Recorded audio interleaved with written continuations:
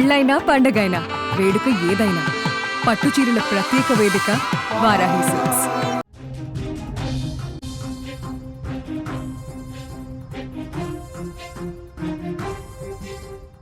విశాఖపట్నం జాతీయ రహదారులపైన మళ్లీ మృత్యు శకటాలు చెలరేగాయి.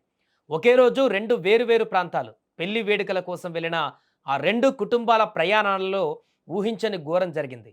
ఒకచోట పెళ్లి వేడుక ముగించుకొని వస్తుండగా కారు గెడ్డలో పడి ఒకరు ప్రాణాలు కోల్పోతే, మరొక చోట పెళ్లి తంతు ముగించుకొని వస్తున్న నూతన వధూవరుల కారు గాల్లో పల్టీలు కొట్టింది.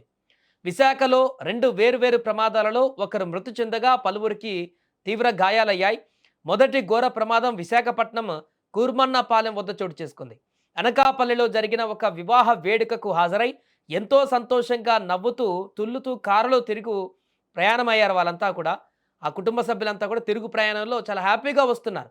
కారు కనితి గ్రామం వైపు వస్తుంది. కానీ కూర్మన్నపాలెం సమీపంలోకి రాగానే ఒక్కసారిగా కారు డ్రైవర్ అదుపు తప్పాడు. వేగంగా దూసుకు వెళ్లిన ఆ కారు రోడ్డు పక్కనే ఉన్న గెడ్డలో బోల్తా పడింది. కారు పడినటువంటి వేగానికి అందులో ఉన్న వారి ఆహాకారాలతో ఆ ప్రాంతమంతా మారుమోగింది. ఈ దారుణ ప్రమాదంలో కనితి గ్రామానికి చెందిన మంగ అనే మహిళ అక్కడికక్కడే ప్రాణాలు కోల్పోయింది.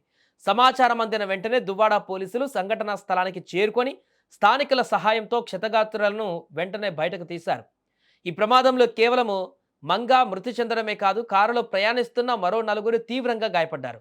గాయపడిన వారిని కుసుమ, విజయలక్ష్మి, కారు డ్రైవర్ బాలమురళిగా పోలీసులు గుర్తించారు.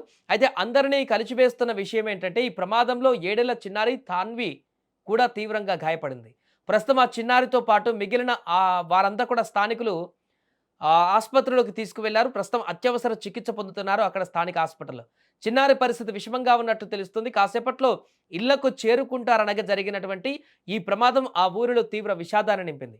ఈ ప్రమాదం మరవక ముందే అనకాపల్లి జిల్లా ఎస్ రాయవరం జాతీయ రహదారిపైన మరో ఘోర ప్రమాదం తప్పింది. అన్నవరంలో పెళ్లి ముగించుకొని నూతన వధూవరులతో ఒక కారు విశాఖపట్నం వైపు వస్తుంది. కారు గోకులపాడు గ్రామం వద్దకు రాగానే అతివేగం కారణంగా అదుపు తప్పి రోడ్డు మధ్యలో ఉన్న డివైడర్ను బలంగా ఢీకొట్టింది. ఆ వేగానికి కారు గాల్లోకి లేచి రోడ్డుపైన వరుసగా పల్టీలు కొట్టింది. ప్రమాద సమయంలో కారులో పెళ్లి కొడుకు, పెళ్లి కూతురుతో సహా 5గురు ప్రయాణికులు ఉన్నారు. కారు పూర్తిగా నుజ్జునుజ్జైంది. అయితే అదృష్టవశాత్తు దేవుడి దయ వల్ల కారులో ఉన్న 5గురు ప్రాణాలతో బయటపడ్డారు. ప్రమాదాన్ని చూస్తున్న స్థానికులు హుటాహుటిన పరిగెత్తుకుంటూ వచ్చి కారు అద్దాలు పగలగొట్టి వధూవరులను సురక్షితంగా బయటకు తీశారు.